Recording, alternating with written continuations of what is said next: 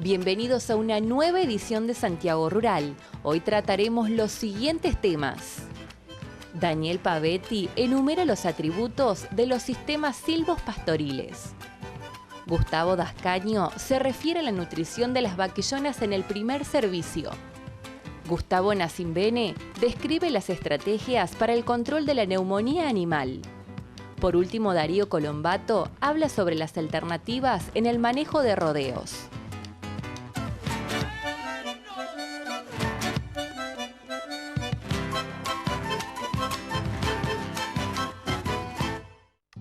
En un evento del Instituto de Promoción de Carne Vacuna en Cruz del Eje, Córdoba, el médico veterinario Rodolfo Peralta consideró distintas alternativas en la reposición de toros en rodeos de carne. Para mí, buen reproductor en este caso es sinónimo de reproductor funcional.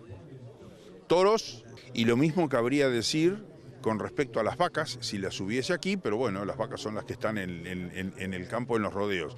¿Qué quiere decir funcional o reproductores funcionales?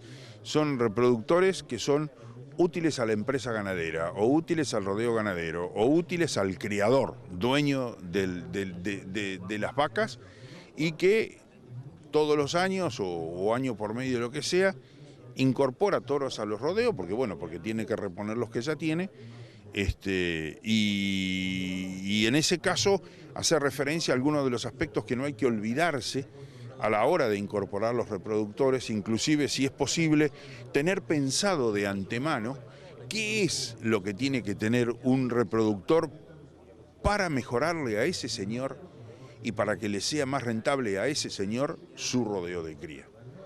Hay un concepto, para mí hay algo básico, no todo sirve para todo. Y creo que ese es uno de los puntos de partida para todo esto. No es cuestión de salir y al revoleo comprar un toro, y más de una vez ha pasado que una vez que tenemos en el campo decimos, ¿para qué lo compré? ¿Dónde lo uso ahora? ¿Qué es lo que estoy buscando?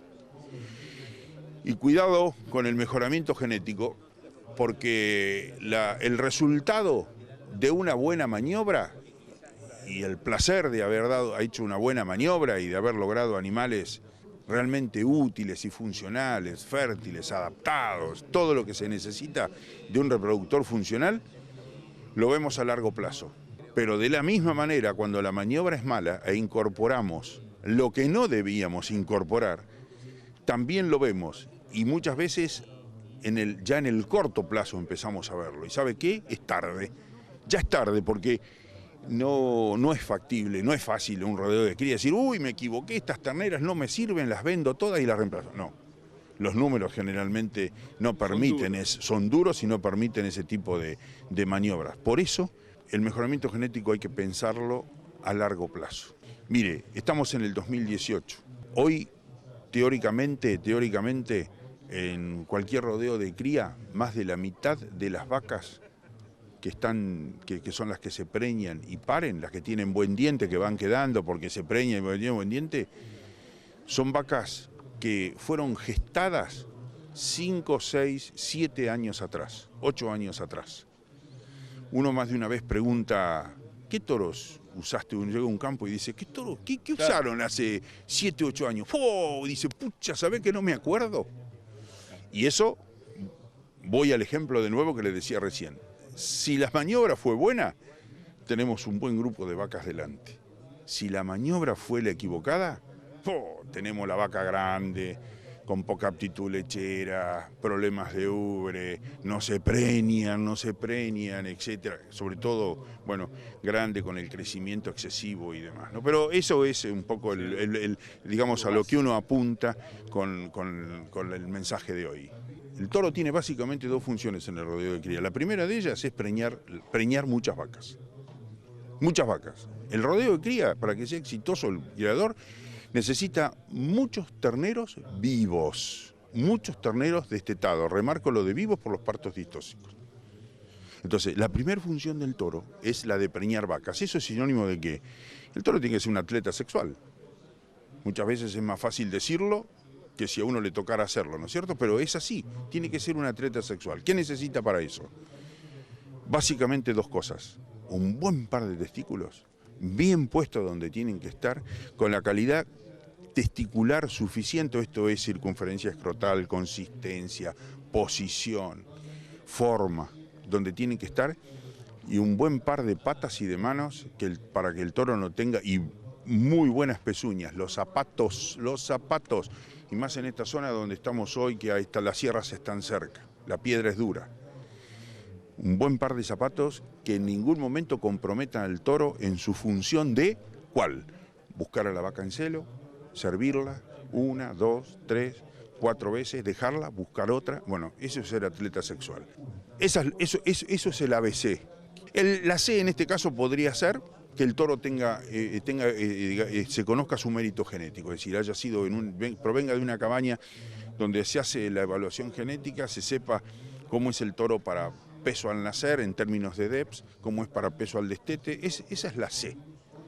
Pero si yo tengo que priorizar, primero quiero que el toro preñe.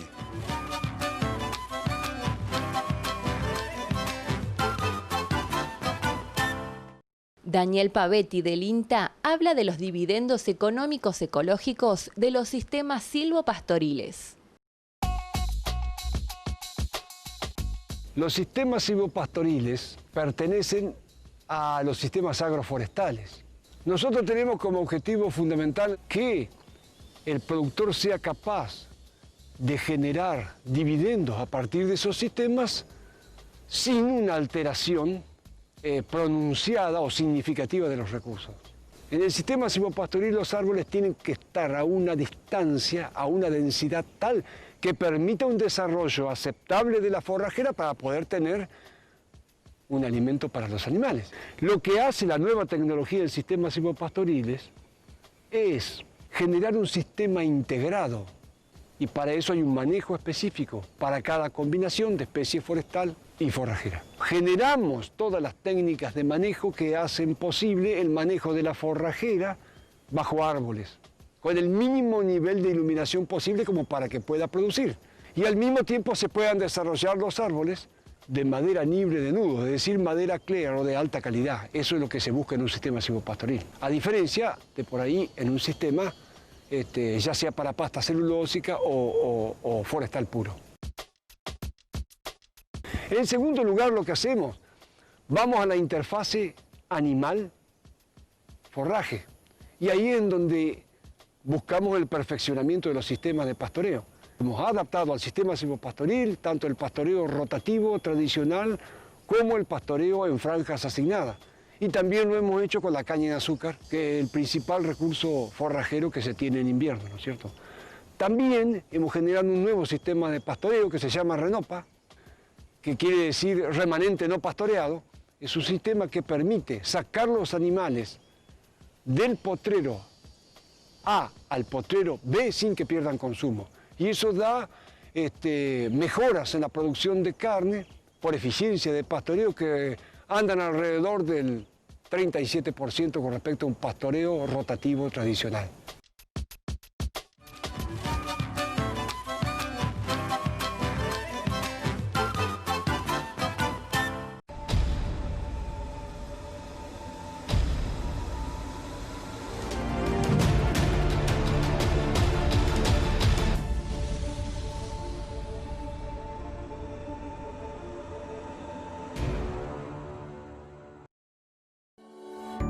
Perracino Litoral Maquinarias, líder en ventas de las mejores marcas.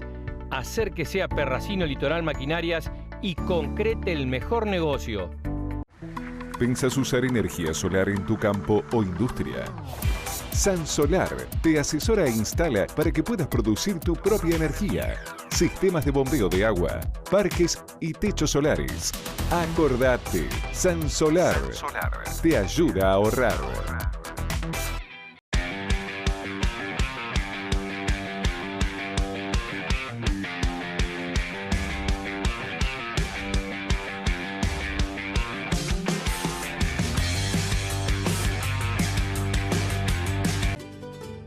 Cabaña Don Alfredo de Chiaroto. Venta permanente de reproductores porcinos machos y hembras de excelente genética y calidad carnicera. Cabaña Don Alfredo, 3564-583464, Freire, Córdoba. Weed Seeker 2 reduce en un 90% la cantidad de herbicida pulverizada al detectar la maleza y aplicar el herbicida directamente sobre la misma. Contacte hoy a su representante de Trimble más cercano para informarse acerca de la manera de ganar el juego contra las malezas.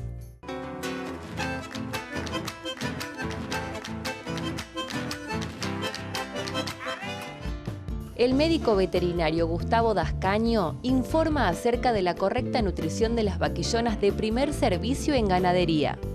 Uno tiene que planificar una hembra, es decir, por eso vos tenés que conocer el peso final adulto, es fundamental. Lo ideal es que lograr que al primer servicio esté con el 70% del peso final adulto. Es decir, al momento del primer servicio que yo se lo dé con el 70% del peso final adulto que tendría esa vaca. Y ahí empiezan a jugar una serie de cosas. Si yo estoy ubicada en Catamarca con un rodeo branco, o estoy ubicada en Cotelay, acá en pleno Chaco, con un rodeo branco, o estoy ubicado en Virasoro con un rodeo branco, el tamaño final de mi vaca va a ser distinto. Puede ser de 580, 520, 480, 440 o 420. Va a haber una gran diferencia. Y ahí entra a jugar el peso de esa vaquillona.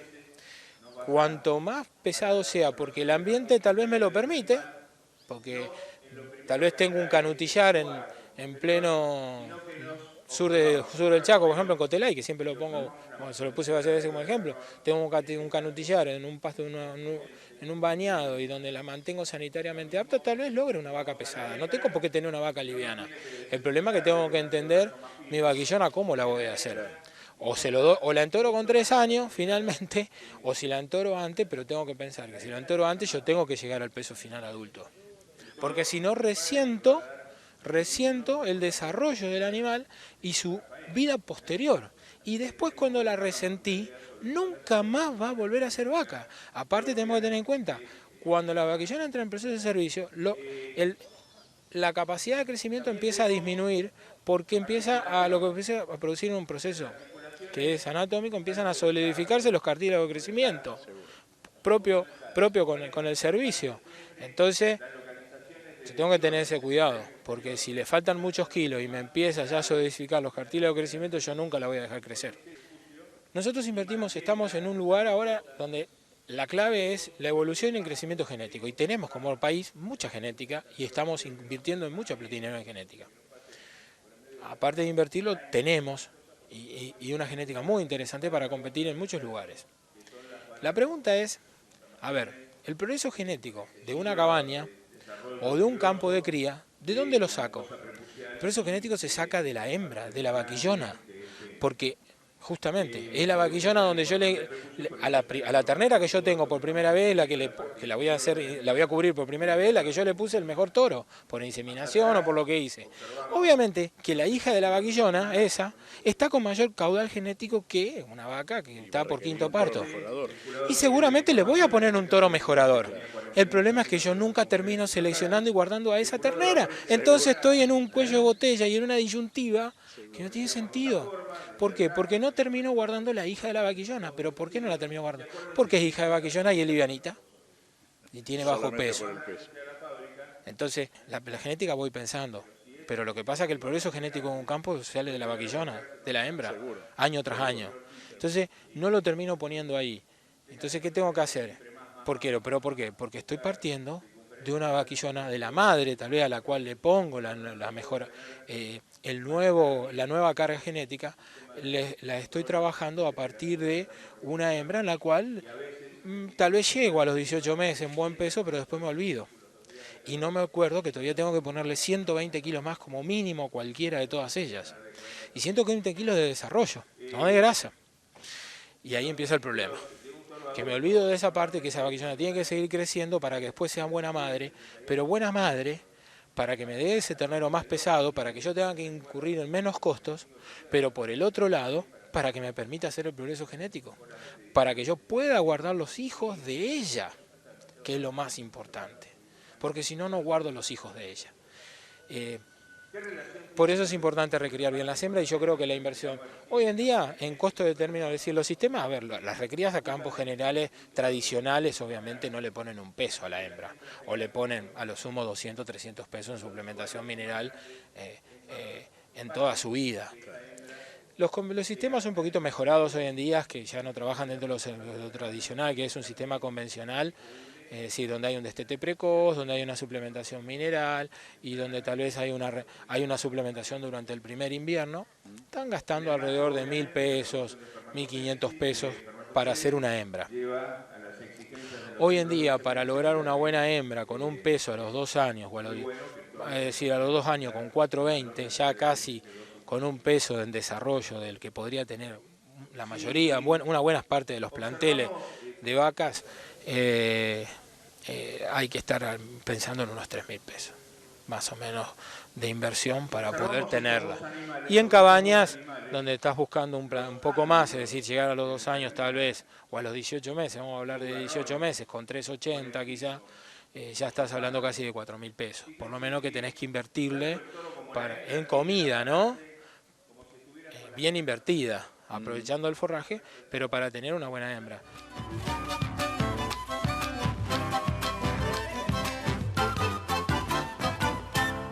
El veterinario Gustavo Nacimbene se refiere a distintos aspectos de la neumonía animal.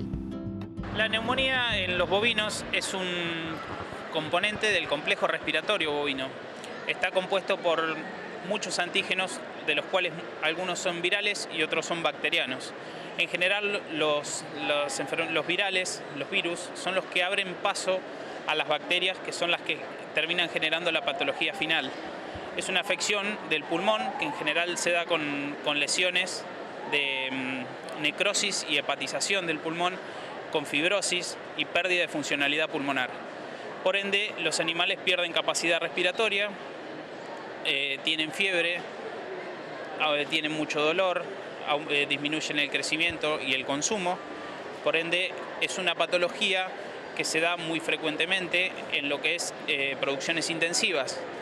Para eso es importante la prevención y el trabajo integrado, tanto con los fármacos como con las vacunas.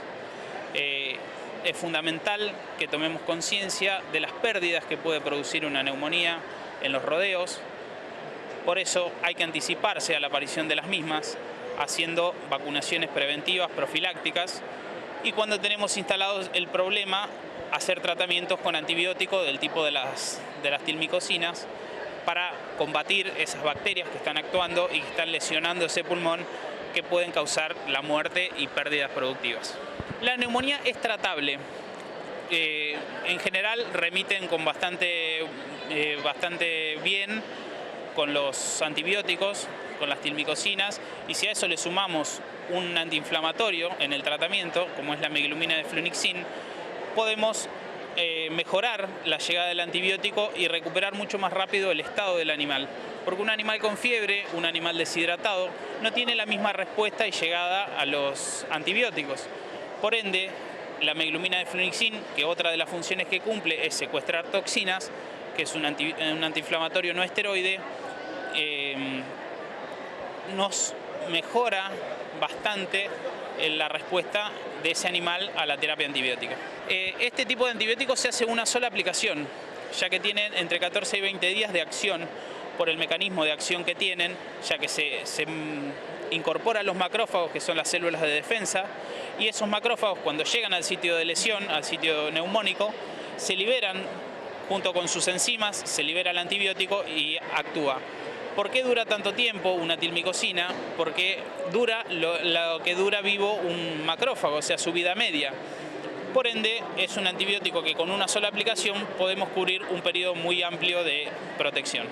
Los casos de neumonía generalmente se dan en las producciones intensivas, al ingreso principalmente, ya que son animales a los cuales se le produce un estrés muy grande.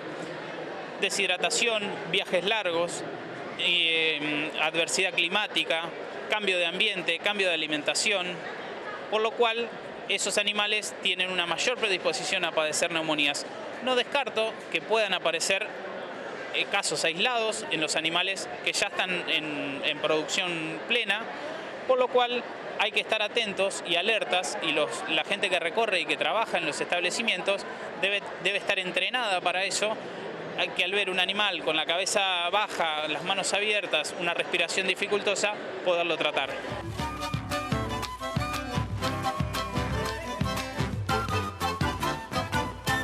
Balsuar 3, venta de semillas, agroquímicos, acopios de cereales, reparto de gasoil al agro, canje de combustibles por granos. Balsuar 3, acompañando la producción de sus tierras. Ya conoces las ventajas de un mixer GEA. Ahora descubrí las innovaciones que nos hacen únicos. GEA, robustez que se siente.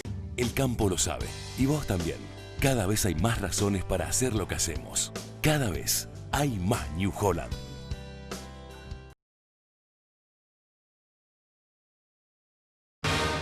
Agrovillagra presenta Sembradoras Bertini, un modelo para cada necesidad. Puesta en marcha sin cargo en cualquier campo. Consulte en Agrovillagra, Morteros y San Francisco.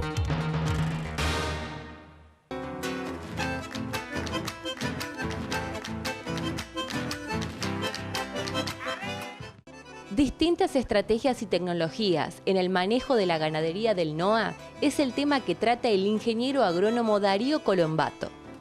La situación de la ganadería del NOA es, diría yo, bien interesante porque si bien uno que viene de la región pampeana siempre considera o ha considerado, tal vez por prejuicio, que la ganadería del NOA aquí está menos desarrollada, yo creo que es cierto que los índices pueden ser un poco inferiores a los de la región pampeana, pero hay que ponerlo en el contexto de la parte agroecológica, digamos. Hay zonas, sobre todo en región pampeana, mucho más favorecidas desde el punto de vista agroecológico. Sin embargo, lo que uno nota en empresas con las que trabaja en esta zona es que hay empresarios y personas que están muy interesados en lograr índices, y no solo interesados, sino que están logrando índices productivos, tanto en la cría como sobre todo en la recría y en el engorde de ganado, que son muy similares o incluso a veces superiores a los de región pampeana. Para esto hay que tomar en cuenta las limitantes que puede tener esta zona, la variabilidad en lluvias que tienen, sobre todo cuando hablamos de Santiago del Estero hacia el oeste.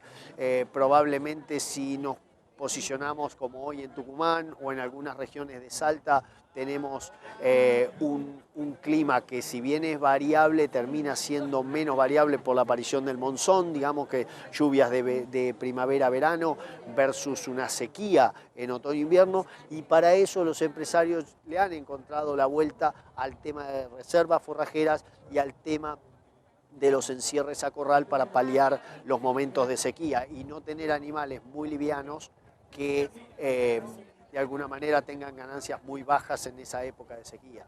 Las oportunidades de la ganadería, a mi modo de ver, están, por supuesto, en aumentar los índices productivos en la cría a partir de manejos básicos. Uno no debería hablar con productores con la idea de que primeramente tiene que tirar la tecnología más sofisticada del mundo, ni que aparezcan drones, ni que aparezcan, estoy poniendo ejemplos simplemente, ni que aparezcan aditivos mágicos. Las primeras cosas, que lo decía en una nota anterior, yo tengo que saber escuchar al productor unos 10 a 15 minutos y darme cuenta realmente cuál es la prioridad, porque hay productores que podrían estar en condiciones de incorporar la tecnología más sofisticada, pero no tienen un personal calificado o adecuado para ese tipo de tecnología. Entonces, si yo no escucho primero al productor, no me puedo dar cuenta qué es lo que con más seguridad le va a andar primero. Tenemos que aumentar los índices de procreo de cría, porque eso nos va a permitir tener más terneros para recriar y engordar. En el caso de la recría, hay que hacer mucho más énfasis que el que estamos haciendo en lo que se llama nutrición temprana, que son esos primeros 3 meses post-destete del animal, que de alguna manera asignan, tanto en el macho como en la hembra, futuros aspectos de la calidad de la carne o de la retención de la hembra en el rodeo a lo largo de los años, ¿sí? Si yo tengo el mayor costo de la cría en la reposición de vientres, y en el primero o segundo parto ya tengo que desechar ese animal porque no queda preñada la siguiente vez, realmente me salió muy caro esa recría de vaquillonas. Entonces tiene que ser acompasado el movimiento. Y en la terminación tenemos producción de maíz, producción de soja, producción de poroto, producción de caña de azúcar que se pueda aprovechar el bagazo, producción de melaza, tenemos pulpa de citrus, tenemos un montón de commodities y de subproductos agroindustriales que lo que tenemos que hacer es amalgamarnos para hacer dietas competitivas desde el punto de vista del costo del kilo producido pero sobre todas las cosas evitar los fletes innecesarios de granos a puerto que nos sacan gran parte de esa ganancia potencial que uno podría tener por ser eficiente en agricultura. Si bien parece un discurso remanido, pero tenemos de alguna manera que convertir esos granos que producimos en forma eficiente aquí en carne, con lo cual diluimos los costos de flete, porque un camión de hacienda, el flete en el camión de hacienda tiene mucho menor proporción o incidencia, mientras que mandando directamente los granos a puerto o exportando esos granos a otras regiones no tenemos tanto aprovechamiento y sobre todo uso de mano de obra local también, ¿no? Gracias por acompañarnos en la presente edición de Santiago Rural. Hasta la semana que viene.